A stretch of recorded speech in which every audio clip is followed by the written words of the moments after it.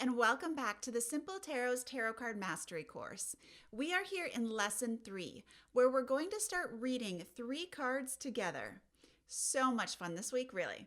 But before we get started, just a reminder. This week, I want you to continue doing your daily draw. We're aiming for 5 days out of 7 this week, just like before. And if you can hit all 7 days, you might get a big smiley face from me. But if you are struggling with doing your daily draw for any reason whatsoever, go back to Lesson 1 to the What to Do If You Are Struggling section in that lesson, and that's going to help you out a lot. If you haven't done it yet already, I want you to record your smiley faces for week 2 on your tarot card confidence tracker in the column. And this is going to help track your growth. You're going to obviously see how this works as you get further into the course, but you're going to see your smiley faces increase as you get more confident reading each of the cards and you get more exposure through the daily draw. So make sure you're doing your daily draw 5 days out of 7 this week, and make sure that you're recording your confidence as it grows for week 2. And then at the end of this week, at the end of week 3, do another column of smiley faces for week 3 when this week is over. But now we're going to dive right into the lesson for the course, which is all about having fun with the 3-card tarot spread. So this is really where things in the course really kind of start to come together. So do not expect to master this right away. It does take practice, but once you can confidently read these 3-card tarot spreads, you honestly can confidently read any spread, whether it has 3 cards or 10 or 12 or 20 or more. It's just an expansion of what we're going to do here in the 3-card spread. So, honestly, the 3-card spread is my favorite, absolutely favorite tarot spread, and it's the one I use the most often. I love it because it's powerful. You really get a lot out of the information you need. I love it because it's so simple and easy. And of course, at the Simple Tarot, I like things simple and easy. These cards are really not that hard. It's really flexible, and it can answer pretty much any question that you ask it. And because there's only 3 cards, there's so many ways of getting that variable layout and spread information. It's enough without being too much. So I am sure you're already familiar with the past, present, future spread and layout. So we're going to cover that one a lot today, but there are so many different ways to read the 3-card spread. There's the him, me, her, or choice 1, choice 2, decision. There's just so many different ways that you can read these layouts. I love that flexibility. And like I said, it's easy, especially now that you're getting comfortable reading those 2 cards from last week's lesson. The 3-card spread is really just an expansion of that. It just takes it one level deeper. But let's get into how you actually read the 3-card spread. Surprise, you already know how to do it. You start with choosing a question, just like you do with any tarot spread that you're doing. And then you choose a layout. And we're going to use it this week, the entire week, this lesson right now and throughout the whole week. We're going to use the past, present, future layout. The reason I chose this one is because it's one of the most common. It's also something that you can read either for divination style or non-predictively, so it's going to work for everyone who's taking the course.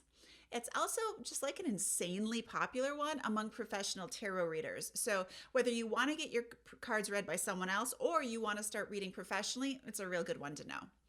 So if you get your cards read, they will very often read the 3-card spread. And there's just so many reasons to use it, like I said before. And it tells you a ton of information about any type of problem you have, whether it's a personal problem, a general one, or a specific one. Anyway, so useful. I love it. All right, so you've chosen your question, you've chosen your layout, or in this case, I've chosen it for you, and now you're going to lay out your cards. Now, we're back exactly to what we did with the 2-card spread last week. We compare and contrast those 3 cards. We look at the images, the symbols, the colors, the people, the meanings, the details, the patterns, all of it. And you use your intuition, that feeling you feel in your body. Then the next step is you just let those cards have a conversation. With a 3-card spread, it's pretty easy to hold that conversation in your head. Although I often find it helps to journal out my ideas and thoughts as well. It helps to see connections. As you get more comfortable with the 3-card spread, more of that conversation will happen in your head, and it almost happens like simultaneously. You just sort of have a knowing of what the spread means. It takes a while to get there, but you're going to work yourself there. So, if you are really a beginner and you are struggling with holding the 3-card ideas in your head, then start using your tarot journal, whether you're actually writing a journal or it's just talking about the words, whatever, out loud. Let the cards have that conversation and then tell a story within the framework of the layout and the question that you asked, just like we did with the 2-card spread. Now, let's get started reading this 3-card spread. But wait! We're going to ask the cards a question. So how do we know what a good tarot question is? And what's not such a useful question? So good and bad questions, to me that feels judgy. I prefer to think of it as useful and not useful, or helpful and not helpful questions. But you'll pretty much hear me saying good and bad.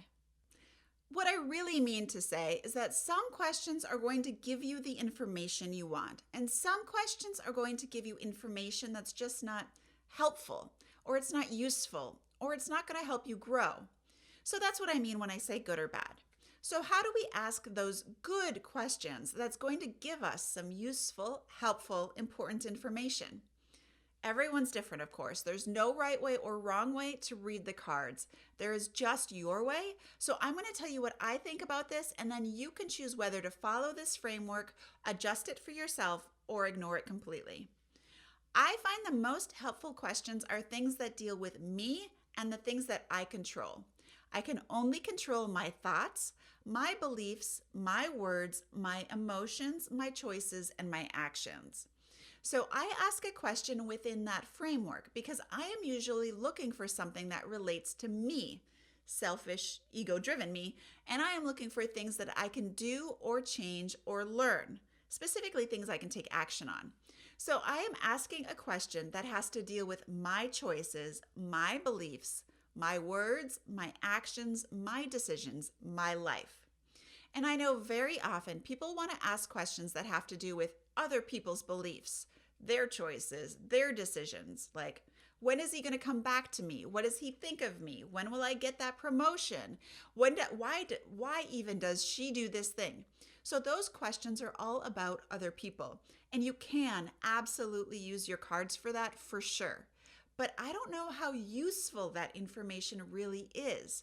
For me, it's just not helpful to know what other people think or do because I prefer to live within my circle of control. So I prefer to reframe questions to be as, what do I believe about her? To be, what do I believe about how she acted in this situation? Or what should I do? What are my actions and choices now that I know she acted in this way or feels that way? I find that just so much more helpful and useful in directing my life. And so that's what I consider to be a good question. Of course, you can ask those questions about other people if you just want to learn information like that. You just want to know. You maybe not get actionable, useful, helpful information that way. So if you are comfortable expanding outside that circle of control just to the circle of influence, you can definitely have some really good questions about, what does he think of me? Why did she do that? Okay, you're just going to get information with those questions, though. You're not going to get actionable information. I want to be clear about that because for some people, information is enough. So the things that I would stay away from as a hard no are questions that lead or manipulate the cards or lead and manipulate other people. Obviously, manipulating other people and trying to control them is not helpful. Might even be bad. It's just not ever going to work out. It's a waste of your energy and time, and it's just not a kind or respectful thing to do to try to manipulate someone else. But it's also not really a very smart thing to do to manipulate your cards. The questions like that usually sound like this. Hey, cards, Tell me when he's going to call me. You're asking for a very specific thing that the cards might be trying to tell you that he's not the right person for you. He doesn't think about you at all. He doesn't ever want to call you. You don't even like him. All right, so the cards will tell you the message you need to hear, not necessarily the one you want to hear. Hey cards, how do I get him to call me? The phrase get him to do anything is manipulation. And so you're asking the cards to help you manipulate someone else. And the cards, the world, does not like that. They really don't give you great information at all when you ask in that way. Maybe he's not the one for you. Maybe the cards have other information to give you, whether about romance or not.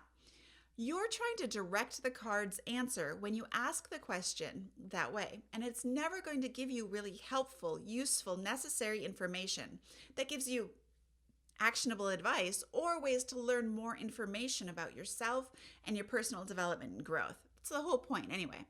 So when you ask a good question, either stay within that realm of your circle of control, like I do, the things I control, like my beliefs, words, choices, emotions, thoughts, and actions, or expand a little bit to the information only that you can gather about other people's decisions within your circle of influence that stays within their own circles of control. So again, remember though that if you are expanding outside of your own circle of control, it's no longer actionable information. It is just information that you can choose to take further. Stay away from trying to control the cards or trying to control other people. All right, so that's how you ask good tarot questions. We are going to start with the 3-card spread and asking a good question. This question comes from you though. This is not going to be a question that comes from me. So right now, pause this video if you need to. I want you to come up with a good question for your tarot cards. And by good, I mean useful, helpful, and something that's going to work for you and for your life and the way you read the cards. You did that, all right? Okay, you wrote it down too, right? That is fantastic. Now we're going to start reading with the 3-card tarot spread. Really, for now, sure, let's go. So shuffle your deck any way you want. Lay out those 3 cards. Awesome. Now that you've got your 3 cards laid out, we're going to move on to the first step, which is comparing and contrasting the cards. Right now, you may need to pause this video as we go through this system together, but I want you to take a look at those 3 cards and look at the symbols. Look at the facial expressions, the body language. Look at the images, the colors. Look at the details and the patterns and how they all sort of look individually and together. Is there any obvious relationship or movement between the cards that makes sense? Are there repeating numbers or repeating suits or symbols? What do you see? Perfect. You wrote that all down, didn't you? All right.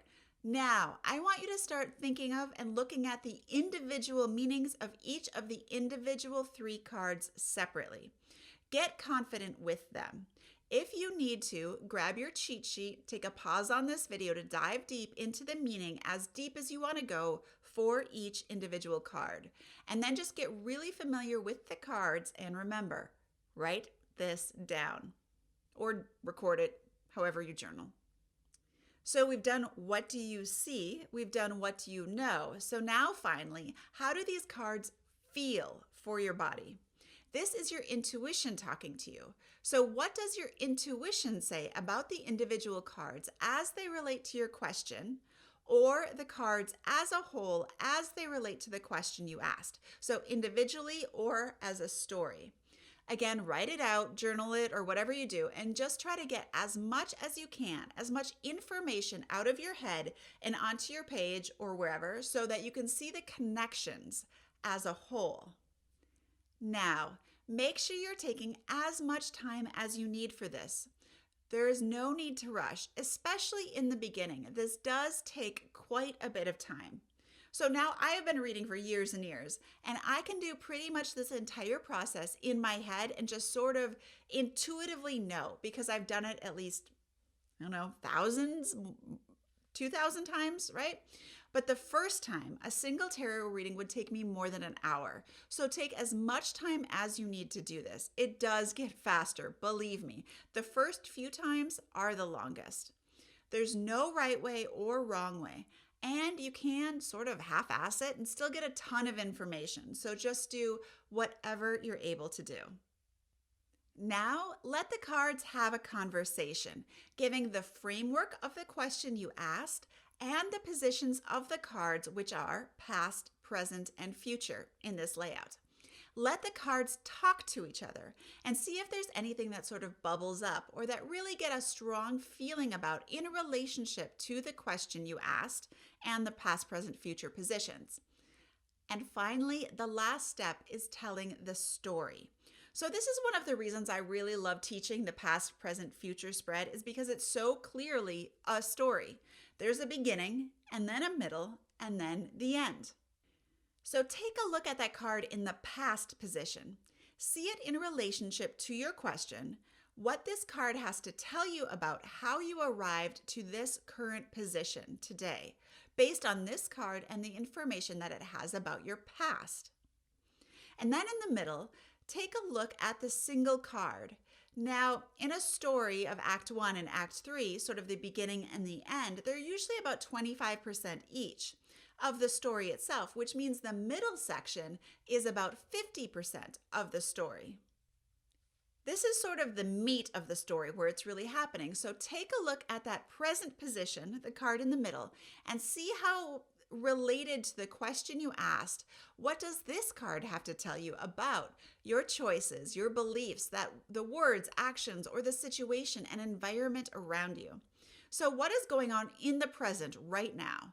How do you feel about it? Take a look at that card and then go back to the past and say, how did this card in the past situation lead me here to the present? It's always about cause and effect. So how did this past card lead me to the present situation? That is your thread. What does this present card have to say about my current situation? So now we're going to divide into two different ways here for the future card. Because if you choose to read it in a divination sense, which means you read predictively, you're looking for future information as a prediction, you believe the cards will help you guide you toward a fated or a real future, your destiny. Then you read this final card to predict your future in this future position. So a way of looking at this, if you read it for divination, is I have a card in the past and I have a card in the present, and this is what will happen in the future based on the information in this spread and the cause and effect that led me from the past to the present, which will inevitably lead me to this future. You use your intuition very strongly here and whatever psychic powers or abilities that guide you to what the future will be in this future position. And then you're able to tell the story as the whole, going from past through the present and into this predicted future. All right, that's for if you read for divination. Now, if you're like me and you do not read predictively, then you don't believe that the future is fated. You don't believe there is a destiny. So you can look at this just as a simple cause and effect situation. So the future card is going to either be what is the logical outcome based on the past leading to the present and then the present leading to the future as a cause and effect. What is likely to happen in the future? Not fated, not destined, not guaranteed, just likely based on cause and effect.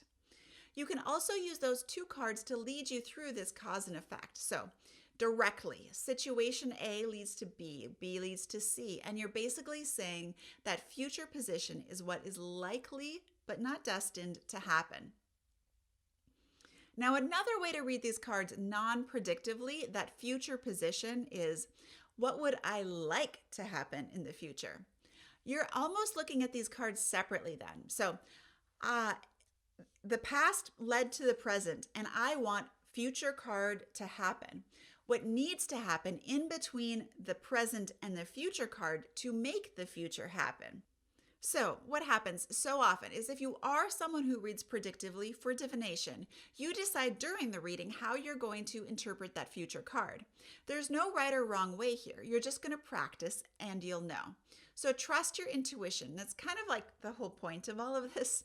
You will need to learn how to trust yourself as you're reading, and the more you do this, the stronger and better your faith in your own intuition will be. So remember, there's no right or wrong way. So if you choose to read predictively, go either way. Read for predictively for divination, and then give it a try and read that future position as being what is likely to happen or what do I want to happen. And if you're like me, give the divination style a try. You need to have a pretty strong sense that the future is fated to read that way, but just give it a try. See how it feels for you. Okay, there are so many different ways to read the 3-card spread layout, and this past, present, future is just one of them. And so if you are getting really confident with the past, present, future spread, and you want to move on, or maybe you're just bored with it, and you want to try something different, then you can find one of those other layouts and just begin practicing with your 3-card spread over and over again. After this course is over, in week 5, you're going to get access to the bonus advanced 3-card spread workshop that I offered a while back. And this dives into 24 different ways of reading the 3-card spread. It's absolutely fantastic, but I don't want to overwhelm you right now with this. So this week, we're just going to focus on a couple 3-card spreads. We're keeping our eyes on the prize, and we're going to get really confident with the past, present, and future layout. So when you are super confident with that or bored and you're just ready to move on, do try something new. But now we're ready for the super exciting, fun homework time, right? Everybody loves homework. Okay, no. But there is homework, and it is really important. We are going for that 5 days out of 7 days for the daily draw this week. This is the foundation of the course. Continue using your tarot card confidence tracker. Ultimately, we're really going to aim for 15 out of the last 20 days or whatever it is. So just do the very best you can. I know it's hard to do it every day sometimes. But if you're only going to be doing one bit of homework, make sure it's the daily draw. And then using that tarot card confidence tracker, the whole course revolves around this practice to mark which card shows up very often and how confident you are with each tarot card's meaning using that smiley face.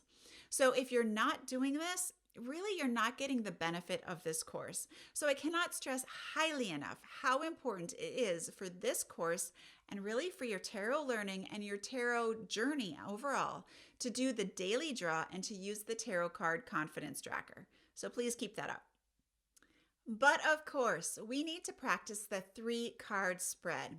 So part of your homework this week is to practice that 3-card past, present, future layout at least twice on yourself this week. I wouldn't push it too hard by going more than maybe 3 or 4 times this week because we already did just one right here. It's very important though that when you ask a question, I want those questions to be in wildly different areas of your life. So today you asked a question, and I want the future questions when you do your homework to be different from what you asked today, as well as different from each other. So if your today's question was about your financial situation, then ask about your romantic life the next time, and maybe your career decision on the 3rd, and then your environment or your family or something else, maybe your health if you do it a 4th time. Just make sure that you're asking these very wildly different questions in 3 different areas of your life.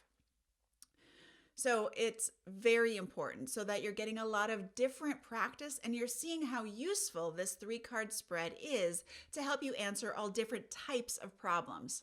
Plus, in general, it's just not good sense to ask the same question over and over again of the cards, kind of like you're hoping for a different answer. It's always better to ask different questions, especially if you're asking these questions back to back, like you tend to do when you do homework. Okay, and for those of you who are looking to go above and beyond on your bonus homework, the bonus this week is to find a tarot buddy in your own life and read the 3-card spread for them using a question that they ask you.